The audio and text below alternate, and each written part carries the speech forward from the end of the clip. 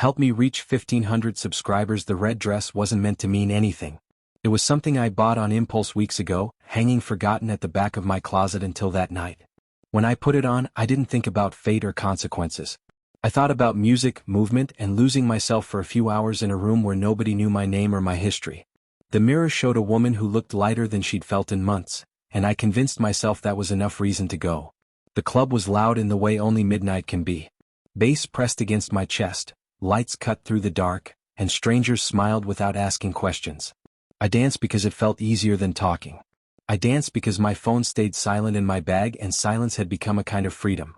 Every song blurred into the next, and somewhere between the second drink and the fourth song, I stopped checking the time. People noticed the dress. They always do when something is red and moving. Compliments slid past me without sticking. I wasn't there to be chosen or admired. I was there to forget how heavy home had been feeling lately. How quiet. How carefully I'd been measuring my words, my reactions, my breathing.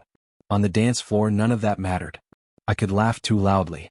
I could spin without worrying who was watching. I could exist without explaining myself. There was a moment, sometime after midnight, when I thought about leaving early. Not because anything was wrong, but because things felt too easy.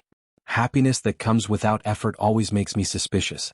But then another song started, one I hadn't heard in years, and my body responded before my mind could interrupt. So I stayed. I stayed longer than planned. Longer than I'd ever admit out loud. By the time I stepped outside, the air was cool enough to raise goosebumps on my arms. The city looked calmer than the chaos I'd left behind. Streetlights reflected off the pavement, and my heels clicked in a steady rhythm as I walked to my car. I checked my phone then. Still nothing. No missed calls. No messages. I told myself that was good. That it meant peace. That it meant trust. The drive home was quiet. Windows down, music low, my thoughts finally slowing. I replayed the night in fragments. The laughter, the sweat, the way time seemed to disappear. It felt harmless. Innocent even. Just a woman dancing in a red dress, choosing herself for a few hours. I parked, grabbed my bag and stood for a second before going inside, taking one last breath of night air like it might protect me from whatever waited beyond the door. The house was dark when I stepped in. Too dark. Not the soft, familiar dimness of someone asleep, but a heavy kind of darkness that felt deliberate. I set my keys down quietly, though I couldn't say why. Habit maybe. Or instinct. The silence wasn't peaceful. It pressed against my ears, thick and uncomfortable like the pause before bad news. I kicked off my shoes and walked slowly down the hallway. Each step felt louder than it should have. I noticed small things first. A lamp unplugged. A picture frame turned face down on the table. Things that didn't belong to any routine I recognized. My heart started to beat faster, not from fear yet, but from confusion. I told myself there was an explanation. There's always an explanation until there isn't. I reached the living room and stopped. The couch cushions were shifted like someone had stood up quickly. A glass sat on the coffee table, half full, condensation pooling beneath it. It wasn't mine. I hadn't had anything to drink at home that night. I hadn't planned to. My mouth went dry as my brain scrambled to make sense of what my eyes were seeing. I called out his name. What? Then again. My voice sounded small in the empty space, like it didn't belong to me. No answer. I moved toward the bedroom, each step heavier than the last. The door was closed. That alone was wrong. We never closed it completely. It felt like crossing a line just to touch the handle.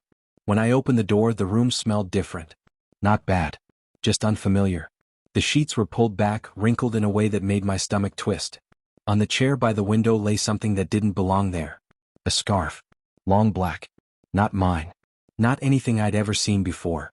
My hands started to shake, though I hadn't decided to panic yet. I stood there longer than I should have, staring at that single detail as if it might disappear if I gave it enough time. My red dress suddenly felt loud, inappropriate, almost mocking. The woman who had danced all night felt very far away. In her place stood someone frozen, trying to calculate how much truth she was ready to face. That was when I heard movement. Not in the bedroom. Somewhere else in the house. A soft sound like a door being opened carefully. Like someone hoping not to be heard. My chest tightened, and in that moment I understood something without needing proof. The night I thought belonged to freedom had been busy hiding something else entirely. I didn't call out again. I didn't move toward the sound. I stood perfectly still, listening, realizing that whatever waited on the other side of this silence would change the shape of everything I thought I knew.